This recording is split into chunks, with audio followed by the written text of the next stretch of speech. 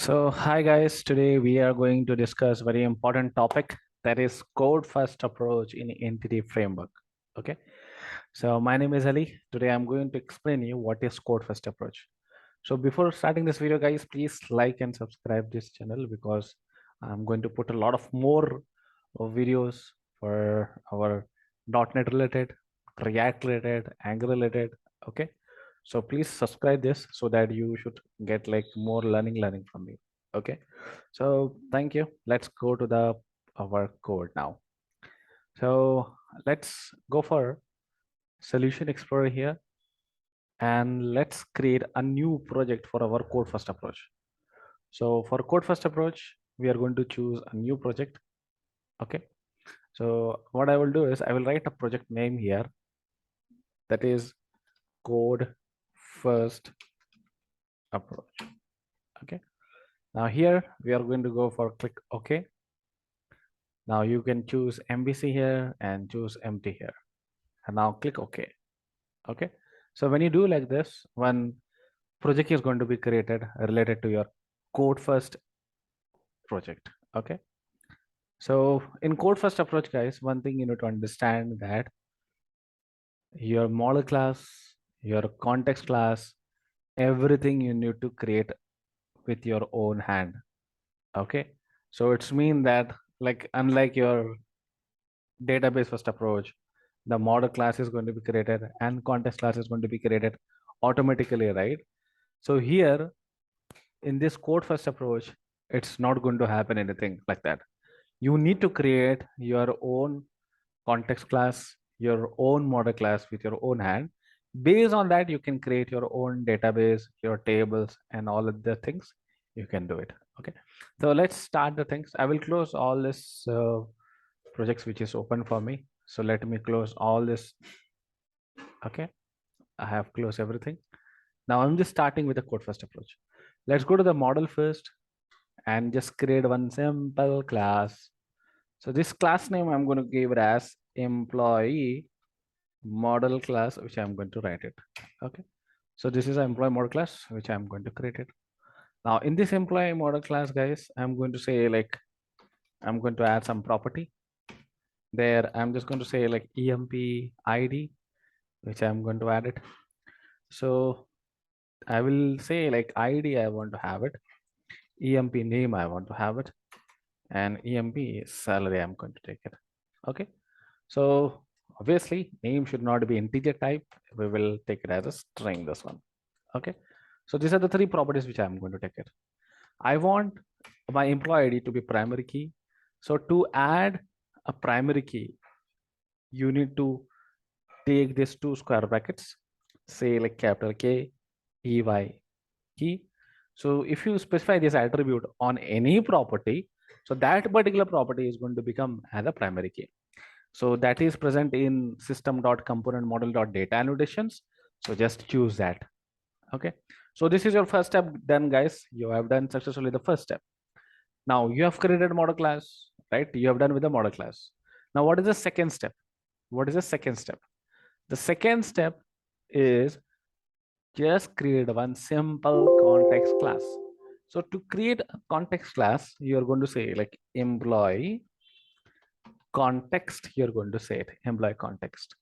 So this is one simple class you're creating it. Okay. Nothing you're doing it. You're just creating some simple context class. Okay. That's it. One employee context class, you're creating it. Everything in the model folder, right? Now here what you need to do is, now if I want to say that this class is a context class, so how should I say it? For example, if I want to say like the person who is going outside of my home, he's a Superman. So obviously we know like Superman wear like some red dresses, right? So he just like fly, right? And Spider-Man doesn't show his face, right? And He-Man doesn't wear his clothes, right? So overall, we identify the people very easily, right? Similar to it, if I want to identify, this is my context class. So any class who is going to be inherited with DB context class. So that particular class is called as a context class. That particular class is called as a context class. So where this DB context I will get it. So what I'm saying, like if you have this particular class as a parent class, then this class is called as a context class. If this class parent is not context, so this is a normal class. But why I'm getting this error? Why I'm not able to inherit it? So first of all, this DB context class, guys, is going to be present in one namespace called as system dot data dot entity. So where is this entity is there? Entity is not there. See, I want to get entity here. In that entity only, I will get this DB context class. So if you want to get that, so first of all, what you need to do, just comment this. Now come to your solution explorer and just go for manage NuGet packages. Okay. In that manage NuGet packages, go in and just install entity framework. Okay. So this is an entity framework. You need to install it. So if you see this, it is installed. No. So it's mean that you need to install. You need to go for browse, and there you'll find entity framework. Now latest version you can choose it. Go for install here. Okay. So it will ask you like click OK. You accept that you want to install it. So now it's going to install the things for you here. Okay. So now the entity framework is going to be installed for you here. Now after this, if done, successfully done for that, then you can just revert it back what was there before, Control Z, you do it. And now you can see the system.data dot, now you will get entity namespace also, right? That's good. Now you can just say like prop. Actually, I can say like CTOR, one constructor is going to be created. So these constructor, why I have taken is because I want to initialize in this context class first, that is connection string. Leave it everything, nothing we do want to do it as of now. We want that first we want to go and connect to the database. As I told you, context class is a class where you are going to write connection string related stuff and your table related stuff. Apart from these two things, we don't bother of anything in that our context class. Okay. So obviously, if I want to deal with the connection string, I want that connection string to be initialized, right? But when I want to initialize it, I want to initialize at the time of like creating an object of a context class. So when I create an object of a context class, which is going to be called automatically for me, constructor. So when constructor is going to be called, so if I define my connection string to initialize at the constructor, so automatically the connection string is going to be initialized for me, right? So that's the reason. Now you just take constructor also can be inherited. So you just say like base keyword. So with base keyword, you're going to call base constructor. That is your DB context. So it have like some overloaded values like string name or connection string. You can specify here your connection string. You can say like constr like this. Okay.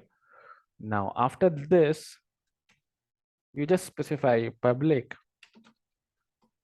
DB set where you can specify your model name, employee model. Okay.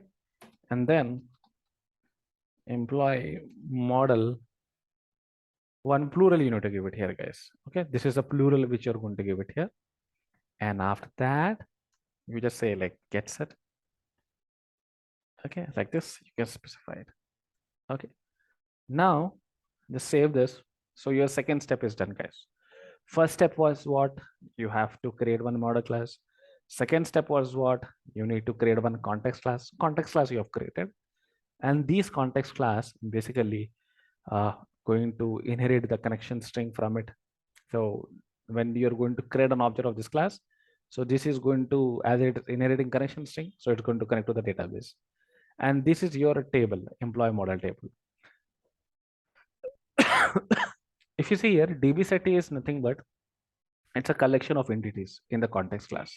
So it's mean that it's holding the collection of employee model information. It's mean that your model, that is employee model ID, name, and salary.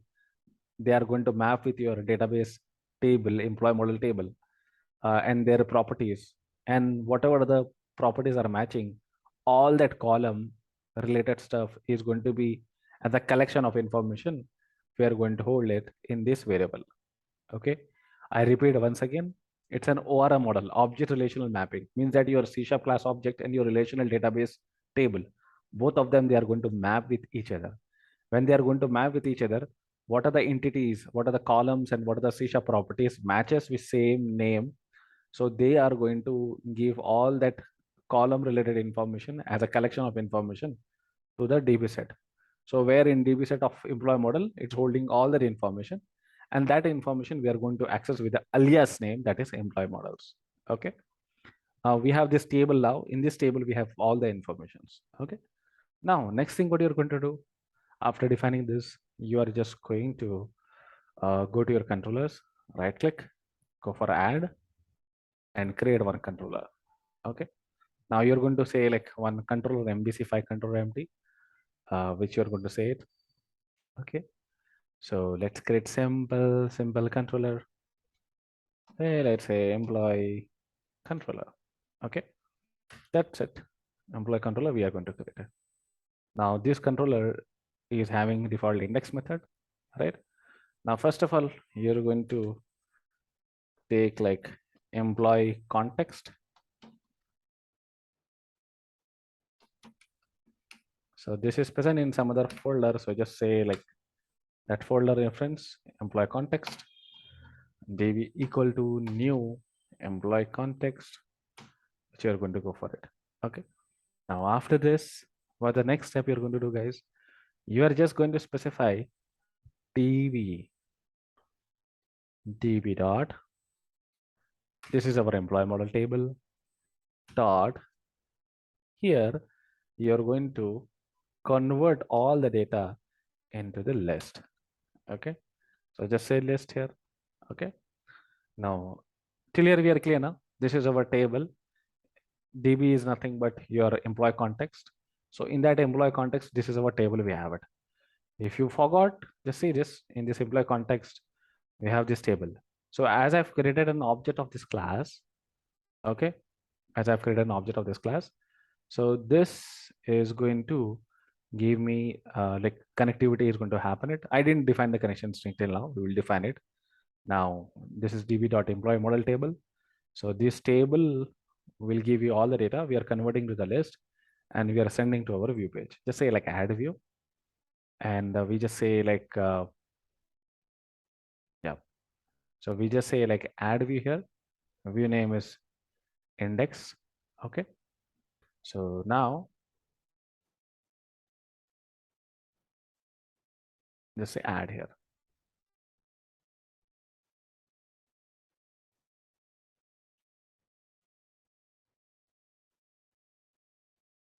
So this view page is created at the rate model, you can say it, and you can have like list, and here you can specify uh, code first approach, what you're going to take it.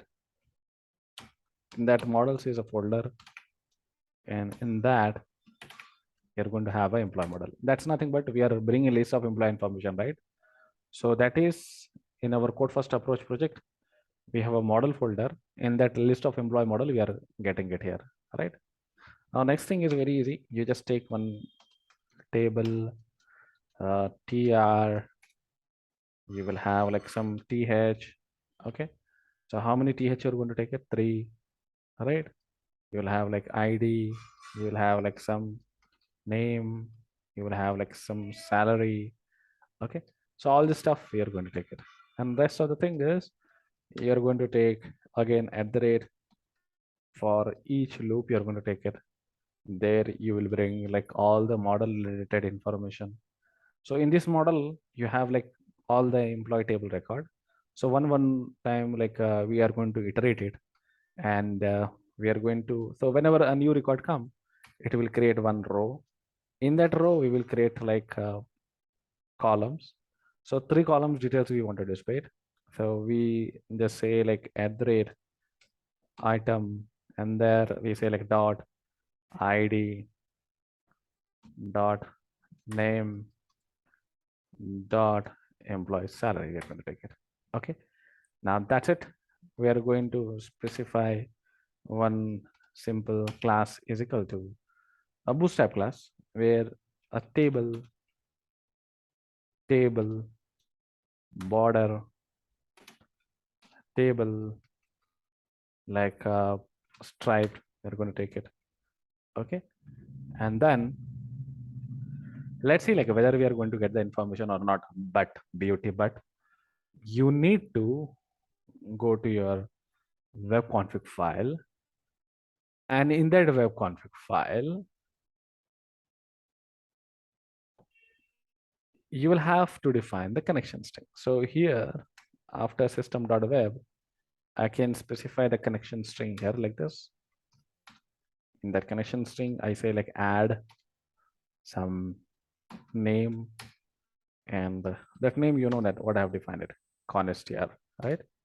And connection string data source and initial catalog and integrated security equal to true, which I'm going to specify it.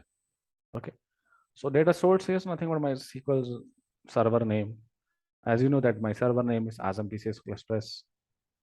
I will copy this and I will paste here. Now I want to create the database. I can create database name as anything, guys. So I just say like MVC code, okay, DB. So as a database is going to be created automatically for me, so I can write any database name. And one more thing, you should understand that you should give provider name also. Integrated security true, I have taken it because I'm connecting through Windows authentication. You can change user ID and password with that. Okay. User ID is equal to SA, password is equal to something 123, anything.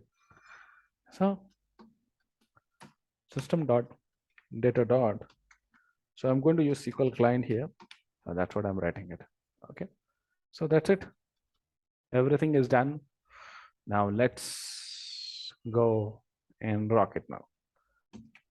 So let's see like whether, because as of now we will not have any data in our database, isn't it? We will have it? No, right? So let's see that what will happen now. But we should see that database is created or not. That also we need to look at. So I just open the SQL server here.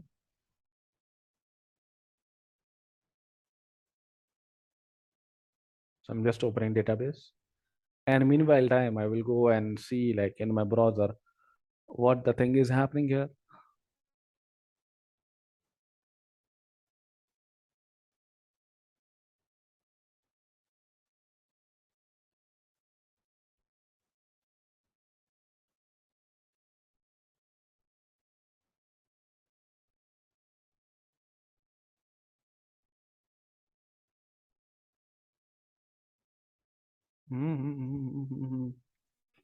Okay, let's come here, database. Anything happened here?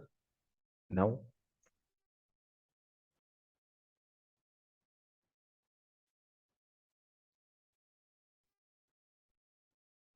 Now you can see guys, we have like ID, name, salary, which is created for us. And when you come here into the database here, let me go down and see like anywhere else I will find like MVC code DB. Yes, I found it here. You see that database is created. Now you can come to the tables, and that you got these two tables. Migration history we'll talk later. Now go for employee models here, and in that you just say like select,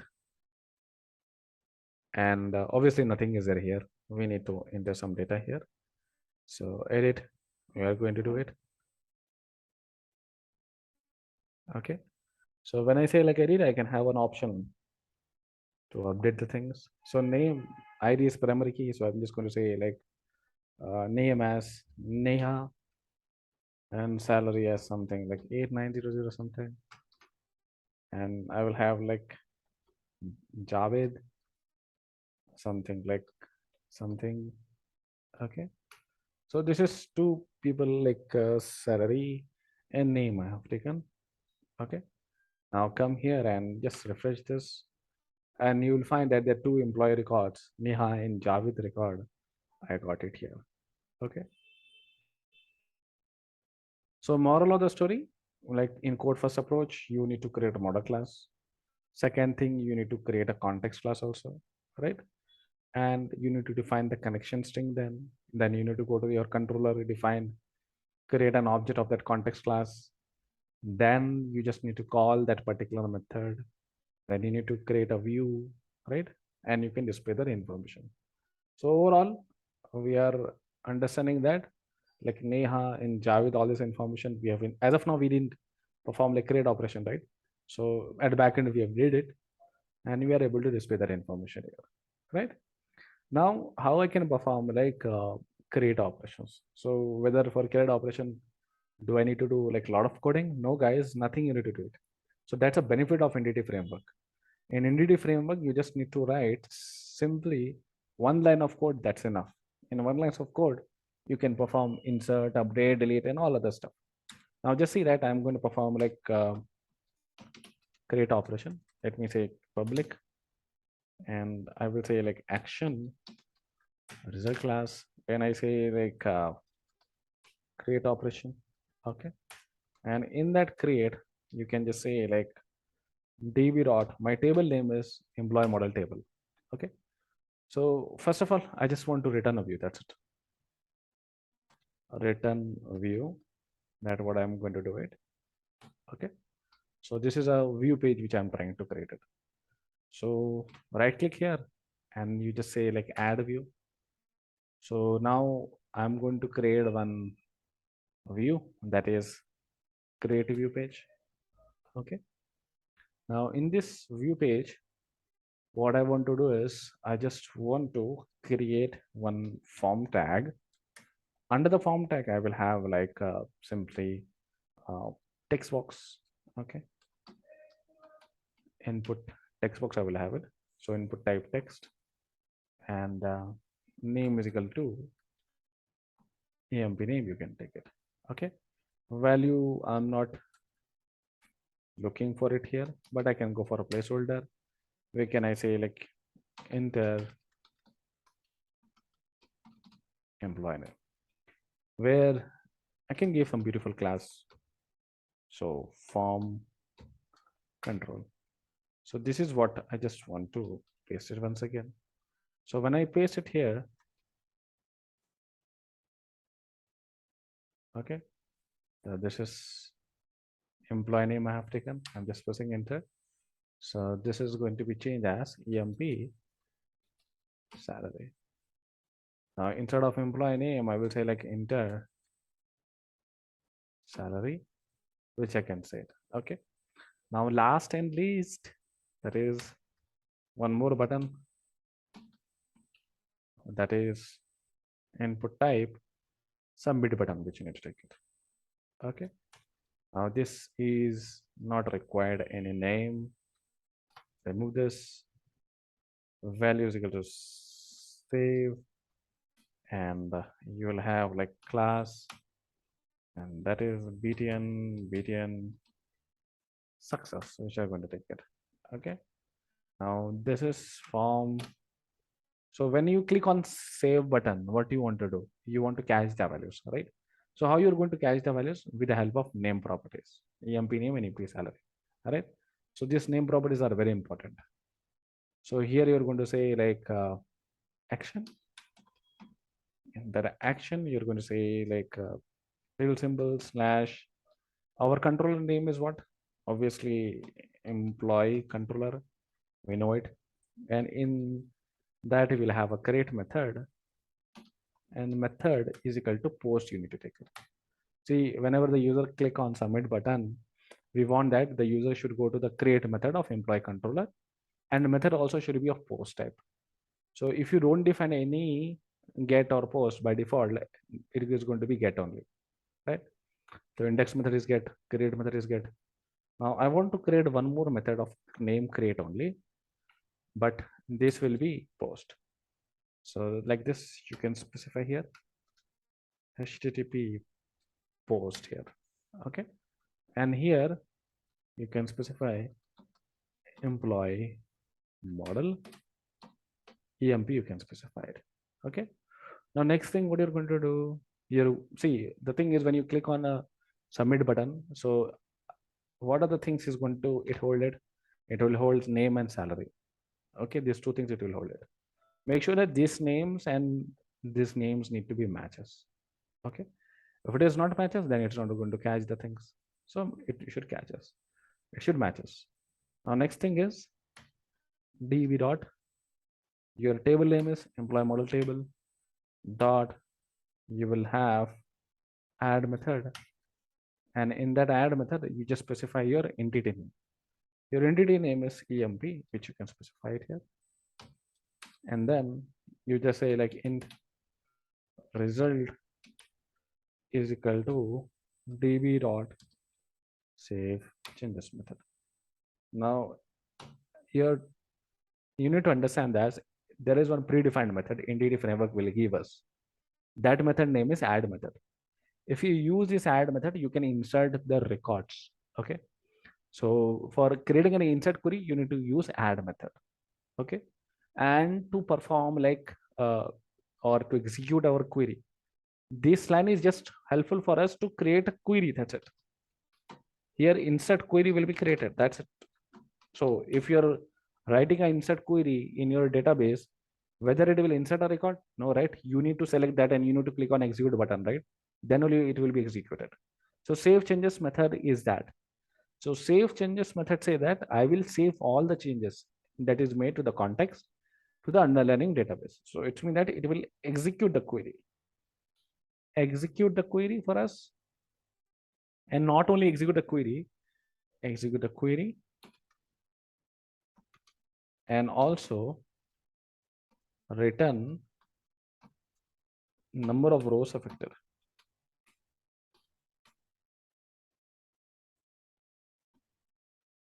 Okay, that's what also it does.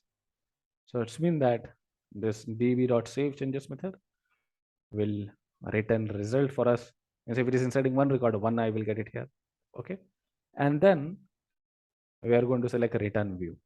So I don't want to return view. I want to check the data, like whether that record is inserted or not. So if I is greater than, or I can say like if result is greater than 0, I will just say that return redirect to action. So that action which I want to go for it is, that is index. Okay, that's where I want to jump. Okay, now let's go and see like whether insert operation is happening or not. Okay, now let's go to the create page, go to the view, and just execute the things.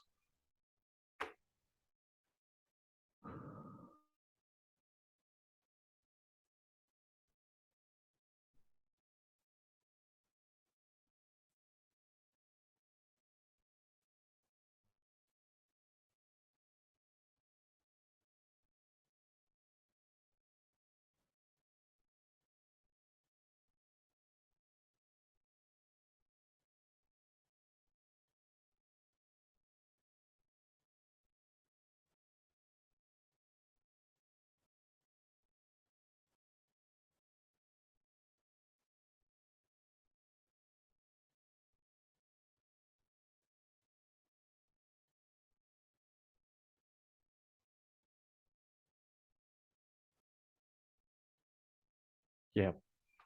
Now, if you see here in the employee name, we are going to take like hockey, and we are going to just say like salary for this, and we can click on save. So if hockey is going to be saved, then we can say that, yeah, see, only two people are there, like Javid and Neha.